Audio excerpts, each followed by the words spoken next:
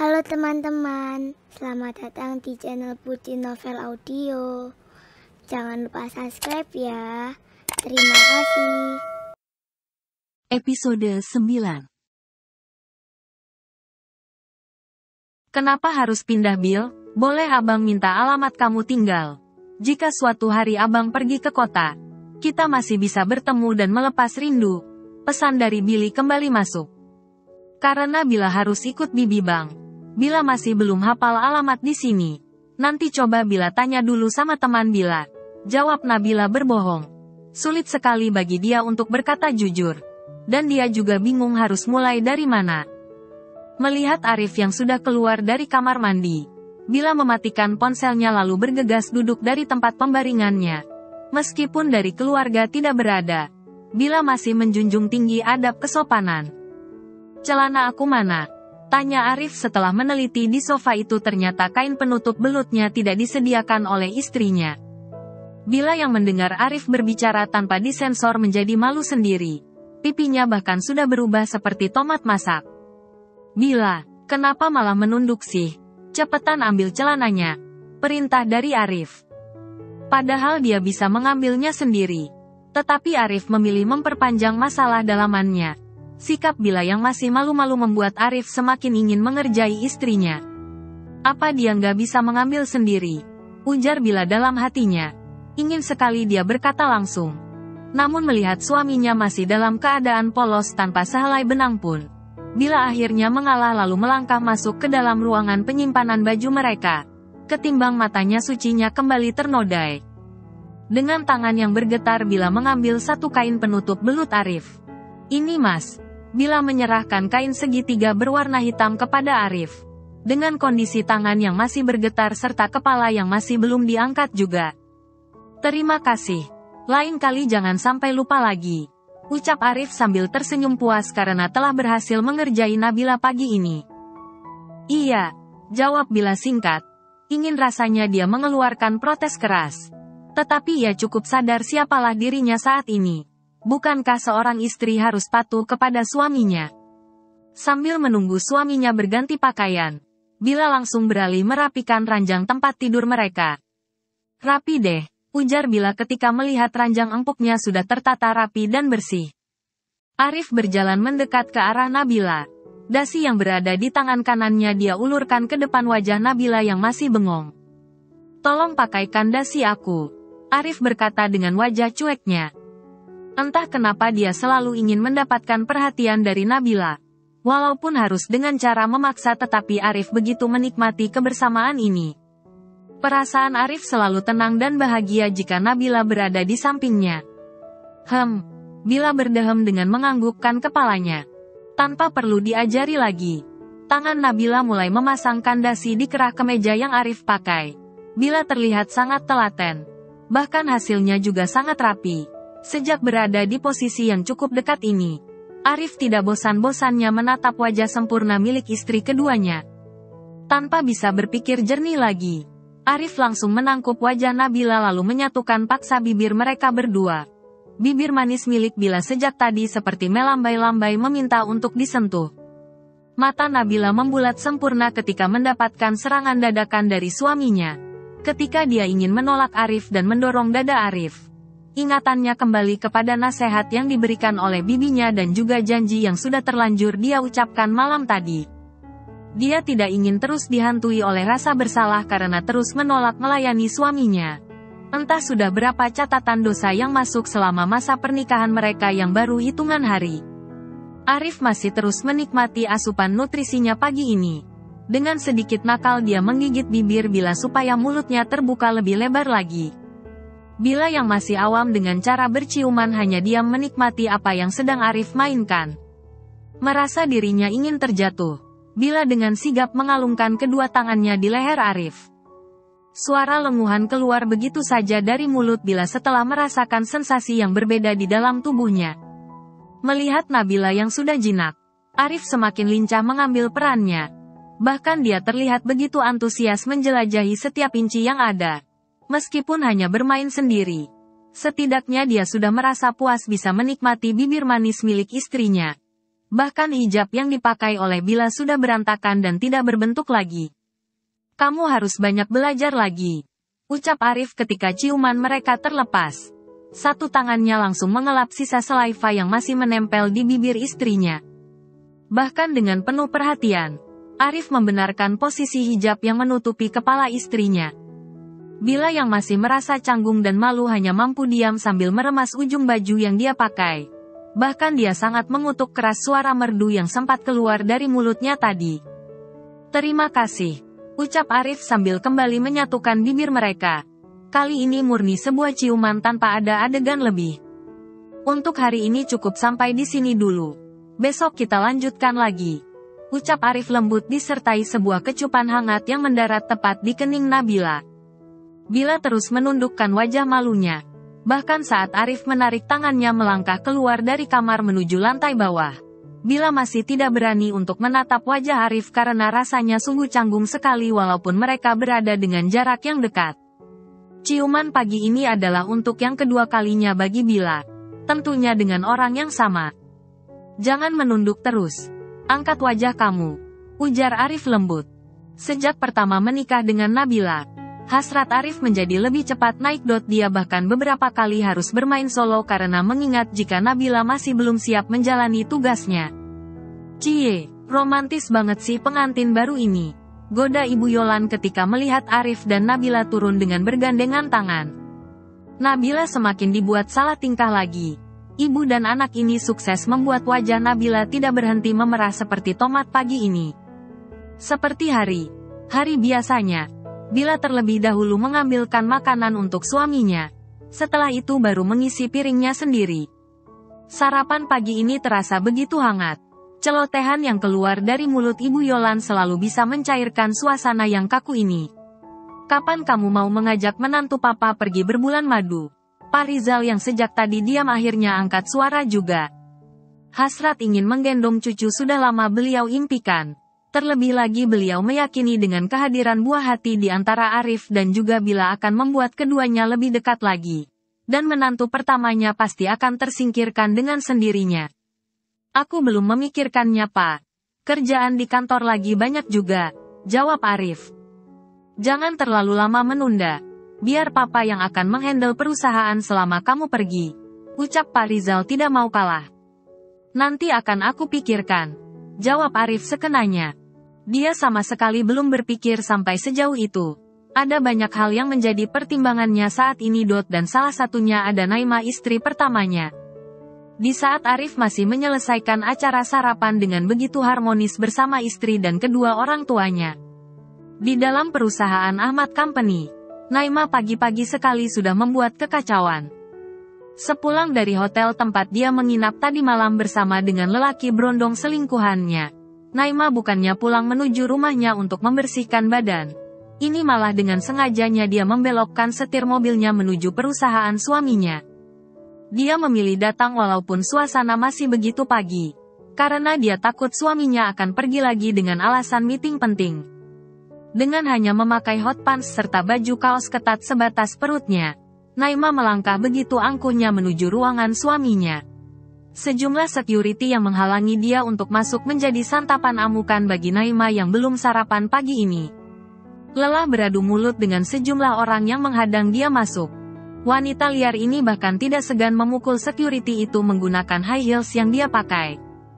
Darah nampak bercucuran dari kepala security yang berkepala pelontos itu. Dengan sigap teman yang lain membantu memapa security yang sudah berdarah menuju mobil operasional dan langsung tancap gas menuju rumah sakit terdekat. Nona, jika Anda ingin mencari Tuan Arif, beliau belum datang sepagi ini, ujar seorang OB memberanikan diri mengingatkan istri sang presdir. Kamu tidak perlu mengajari saya. Tugas kamu hanya bersih-bersih di sini. Apa kamu juga mau mencoba pukulan sepatu mahal ini? Jawab Naima yang sudah bersiap-siap melepas sepatu heels yang dia pakai. OB pria yang melihat Naima ingin kembali mengamuk, langsung ngacir berlari sejauh mungkin. Gila, kenapa Tuan Arif mau menikah dengan wanita berkedok preman seperti itu? Gumam OB itu ngos-ngosan. Beberapa karyawan yang sudah datang untuk bekerja memilih mengabaikan saja keberadaan Naima. Mereka bahkan tidak berniat menyapa wanita yang terkenal sombong dan sangat angkuh itu. Apalagi seorang security telah menjadi korban kebrutalan dari wanita yang berstatus seorang model. Naima tanpa malu terus melangkah dengan kepala yang diangkat, seolah tidak ada takut-takutnya. Kabar mengamuknya Naima di perusahaan pagi ini begitu cepatnya sampai telinga Arif dan juga Pak Rizal. Guratan kemarahan terlukis jelas dari wajah pria keturunan Turki ini. Kamu harus tegas. Jangan mau diperbudak oleh wanita licik itu. Jangan sampai papa turun tangan menyelesaikannya, ujar Pak Rizal lalu masuk ke dalam mobil beliau. Iya Pak, jawab Arif yang juga bergegas masuk ke dalam mobilnya. Hari ini dia memutuskan menyetir sendiri mobilnya tanpa bantuan seorang sopir. Mobil Pak Rizal dan Arif beriringan keluar dari pekarangan rumah megah itu. Tetapi dengan tujuan yang berbeda. Apa mau kamu sebenarnya Naima? Kenapa kamu semakin susah dikendalikan? Aku benar-benar sudah muak dengan tingkah laku kamu selama ini. Gumam Arif menahan amarahnya. Arif keluar dari mobilnya dengan tergesa-gesa. Dia bahkan sampai harus berlari melewati setiap ruangan. Semua sapaan yang datang dari karyawannya tidak ada satupun yang dia gubris. Di depan pintu masuk menuju ke ruangannya, sudah berdiri Reno bersama kepala security. Di mana dia Reno? Tanya Arif ngos-ngosan. Ada di dalam ruangan Anda bos. Reno juga enggan masuk mendekati wanita yang menurut dia akal sehatnya sudah putus. Reno memilih mengintip melalui laptopnya yang tersambung dengan CCTV yang ada di ruangan presdir hanya demi berjaga-jaga. Tolong kamu urus masalah security yang terluka itu. Biar dia menjadi urusan aku. Arif berlalu masuk ke dalam ruangannya meninggalkan Reno yang masih berbincang dengan kepala security. Tap, tap, tap, tap. Suara hentakan sepatu milik Arif begitu nyaring terdengar. Naura bahkan sampai merinding melihat raut wajah Arif yang tidak seperti biasanya. Tamatlah riwayat kamu nenek lampir. Hahaha. Naima tertawa sinis dalam hatinya. Arif masuk dan langsung membanting keras pintu ruangannya. Bahkan sampai terdengar dari jarak jauh. Naima yang sedang tertidur karena habis bergadang dengan selingkuhannya sampai berjingkat kaget mendengar suara pintu yang beradu dengan tembok. Mata Arif menatap nyalang kepada wanita yang masih duduk di sofa dengan penampilannya yang acak-acakan. Sayang, Naima bangkit lalu berlari menghampiri Arif. Tidak ada lagi tatapan penuh kasih sayang yang keluar dari sorot mata Arif untuk Naima. Bahkan rasanya sudah terlanjur hambar untuk dinikmati. Arif langsung menutup hidungnya menggunakan telapak tangannya. Kamu pulang dari mana? Cecar Arif. Bau alkohol begitu kuat tercium dari mulut Naima. Bahkan bau badannya sudah asing di penciuman Arif. Aku ya dari rumah kita. Jawab Naima gugup. Nyalinya semakin menciut mendengar pertanyaan yang dilontarkan oleh Arif kepada dirinya. Kenapa kamu bertanya seperti itu sayang? Aku kangen banget sama kamu tahu. Kenapa kamu tidak pulang juga tadi malam? Tanya Naima semakin memeluk tubuh Arif lebih erat lagi. Tanpa dia sadari, sejak tadi Arif rasanya ingin muntah mencium aroma alkohol yang begitu kentara ditambah lagi bau badan hasil olahraganya semalam bersama lelaki brondong kesayangannya. Karena sudah tidak tahan lagi, Arif melepas paksa tangan Naima yang melingkar di lehernya lalu berlari menuju kamar mandi. Huk, huk. Arif memuntahkan semua isi perutnya. Keluar, bentak Arif kepada Naima. Ketika wanita itu hendak menyusulnya masuk ke dalam kamar mandi yang ada di ruangannya. Naima dibuat bingung oleh Arif yang tiba-tiba saja muntah pagi ini. Dia masih tidak peka juga dengan apa yang telah dia perbuat. Pulanglah, mandi, bersihkan tubuh kamu itu terus jangan lupa ganti juga baju yang kamu pakai. Ucap Arif setelah keluar dari kamar mandi. Akibat muntah tadi, tubuh Arif menjadi lemas tidak bertenaga. Baju yang dipakai oleh Naima saat ini terlihat begitu seksi untuk digunakan di area perusahaannya. Maka dari itu dia memerintahkan Naima untuk mengganti pakaiannya yang tidak layak pakai di tempat seperti ini. Aku masih mau di sini bersama kamu. Emangnya kenapa dengan tubuh aku? Masih wangi kok. Ujar Naima begitu percaya diri. Aku sedang tidak ingin berdebat. Pulang dan bersihkan tubuh kamu yang bau itu. Bentak Arif sambil menunjuk pintu keluar.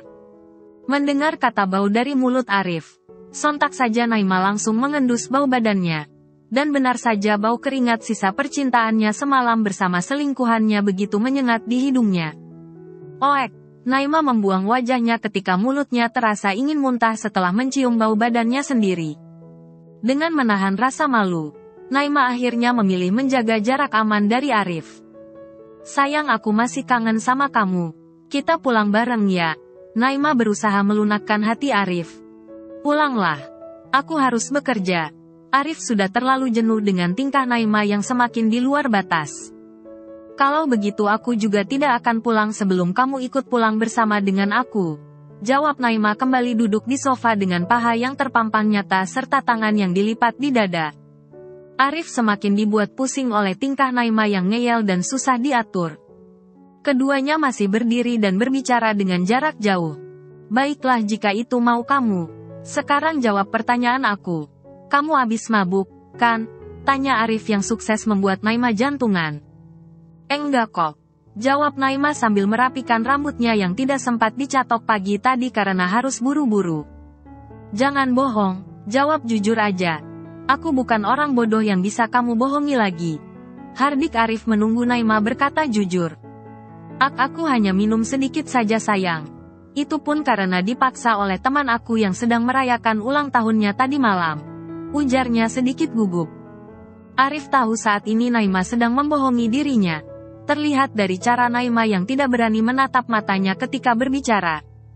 Aku tahu kalau kamu sedang berbohong.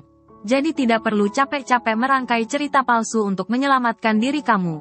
Pulanglah. Nanti kita selesaikan di rumah. Raut wajah Arif menahan kesal. Karena Naima memilih tetap berbohong menutupi kesalahannya. Aku nggak bohong sayang. Beneran, Naima masih berusaha menyelamatkan hidupnya dari kemiskinan yang abadi. Terserah kamu saja. Aku tidak akan peduli lagi. Arif lalu memutar badannya menuju kursi kebesarannya. Apa kamu nggak kangen sama aku sayang? Sudah lama kita tidak pernah menghabiskan malam indah berduaan di kamar kita. Naima berbicara dengan suara manjanya.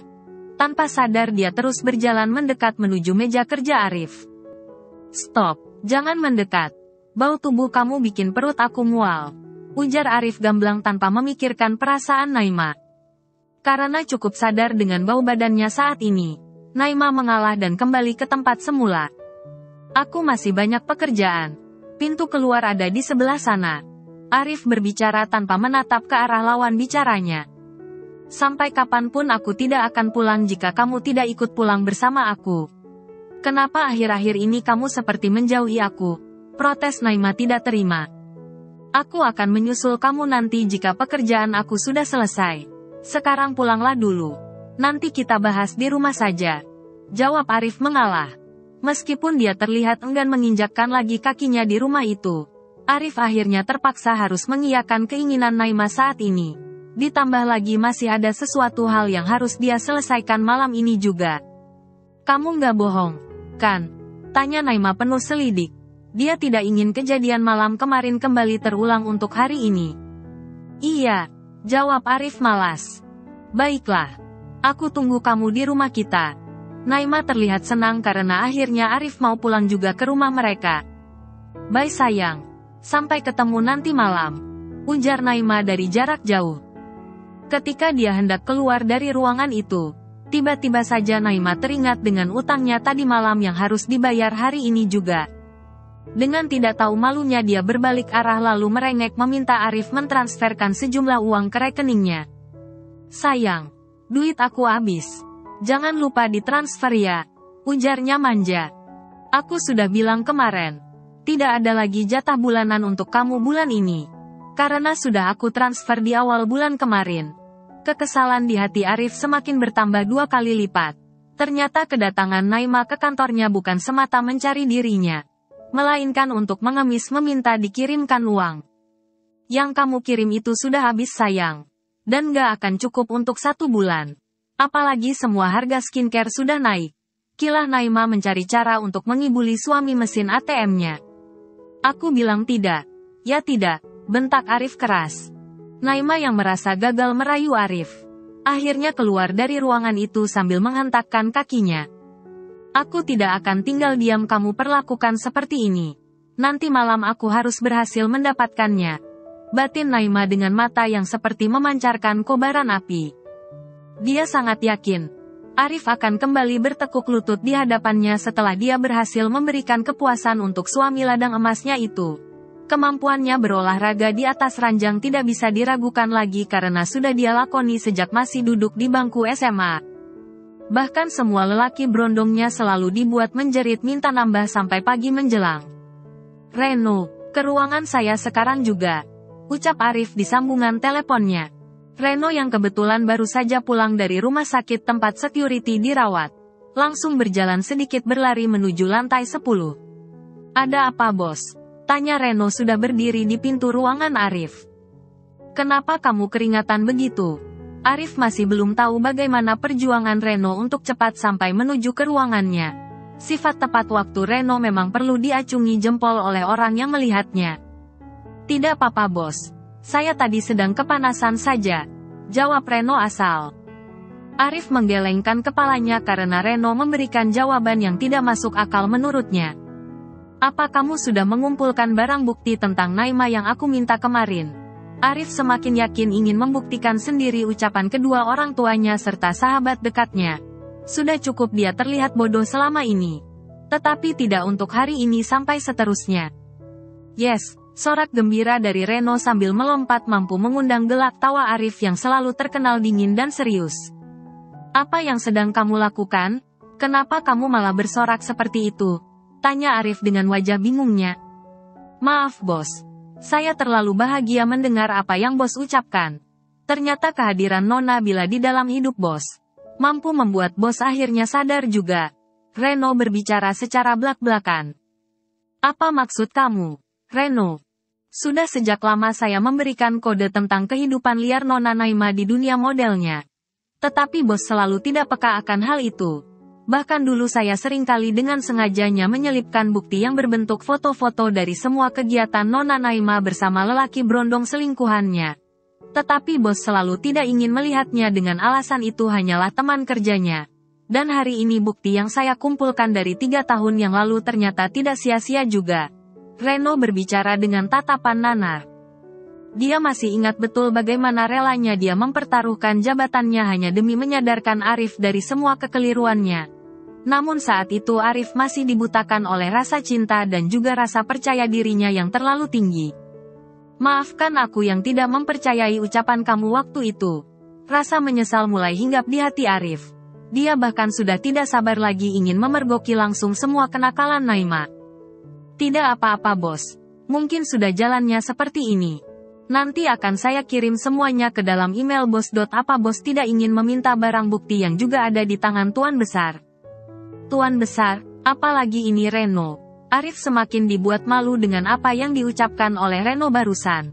Meskipun sukses menjadi seorang pengusaha ternyata dia gagal menjadi seorang suami dan bahkan sangat bodoh dalam hal memilih istri. "Selama ini saya bekerja sama dengan Tuan Besar. Kami selalu menjalin komunikasi jika ada bukti baru yang kami dapatkan. Tuan Besar bahkan sudah mengirim anak buah beliau untuk memata-matai Nona Naima. Mungkin saja bukti yang dimiliki oleh Tuan Besar lebih komplit dari apa yang saya miliki, bos." Perlahan tapi pasti, semua rahasia yang disimpan rapi oleh Reno mulai dia buka satu persatu di hadapan bosnya. Dia sangat ingin membuat bosnya sadar dan membuka matanya lebar-lebar bahwa wanita yang selama ini menjadi istrinya adalah jelmaan wanita Bersambung dulu ya teman-teman.